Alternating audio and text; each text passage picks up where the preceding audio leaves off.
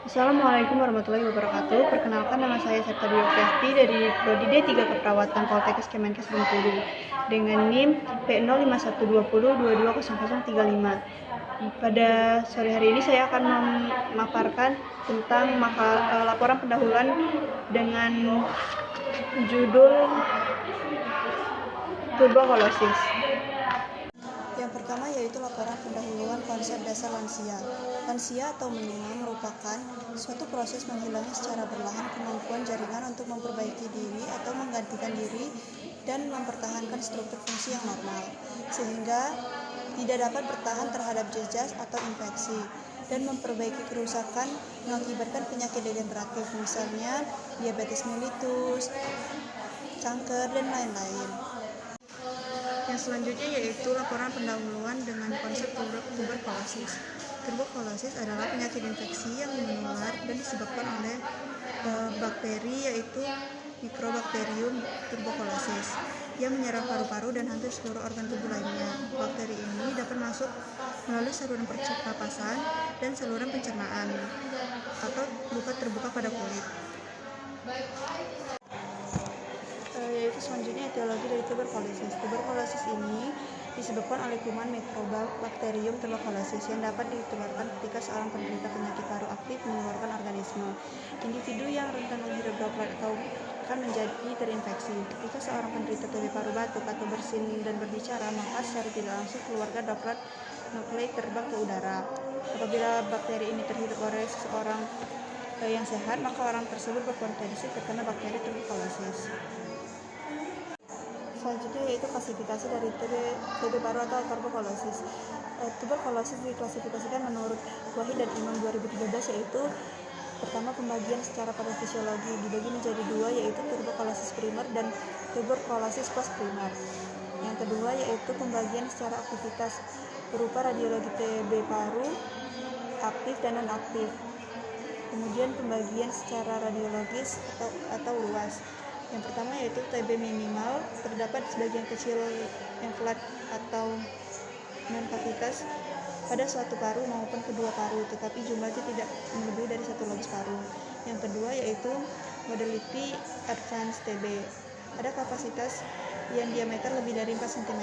Jumlah infart bayangan harus tidak lebih dari satu lobus paru. Bila bayangan kasar tidak lebih dari sepertiga bagian satu paru.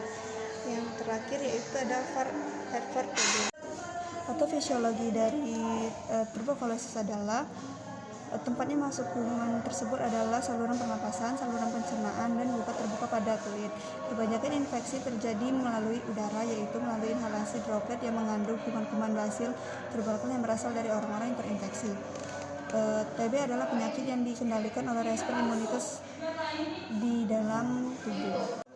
Selanjutnya manifestasi klinis dari TB paru. Gejala klinis TB paru dapat dibagi menjadi dua gelombang, yaitu gelombang respiratorik dan atau gejala yang terlihat dan sistematik. Yang pertama yaitu gejala responsorik. Pertama ada batuk. Keluhan batuk timbul paling awal dan gangguan yang paling sering dikeluhkan. Yang kedua yaitu batuk berdarah. Pada klien TB paru selalu menjadi alasan utama klien untuk meminta pertolongan kesehatan, yaitu batuk berdarah. Selanjutnya sesak napas. Keluhan ini ditemukan bila kerusakan pankreas paru sudah luas atau karena adanya hal-hal yang menyertai seperti evolusi flora, pneumotorak, anemia, dan lain-lain. Selanjutnya itu adalah nyeri dada. Nyeri dada pada paru termasuk nyeri yang ringan. Gejala ini timbul apabila sistem persyarafan di payudara terkena tuberkulosis. Yang kedua yaitu gejala dari sistematik. Yang pertama ada demam. Keluhan yang sering dijumpai dan biasanya timbul pada sore atau malam hari, mirip dengan demam influenza. Hilang timbul dan semakin lama semakin panjang serangannya, sedangkan masa bebas serangan semakin pendek. Keluhan yang kedua yaitu keluhan sistematik lainnya. Keluhan yang biasanya timbul ialah keringat malam, anoreksia, penurunan berat badan, milesi, dan timbulnya biasaan bersifat gradual atau munculnya beberapa minggu dan bulan. Akan tetapi penampilan akut dengan batuk dan panas serta sesak napas. Gejala reaktif TB paru berupa demam menetap yang naik turun dan berkeringat pada malam hari yang menyebabkan rasa kuyup.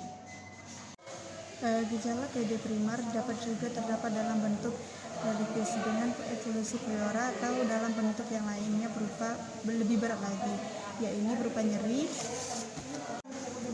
terdapat nyeri dan sesak napas. Tanpa pengobatan, tipe infeksi dapat disembuhkan dengan sendirinya, hanya saja tingkat kesembuhannya hanya 50%.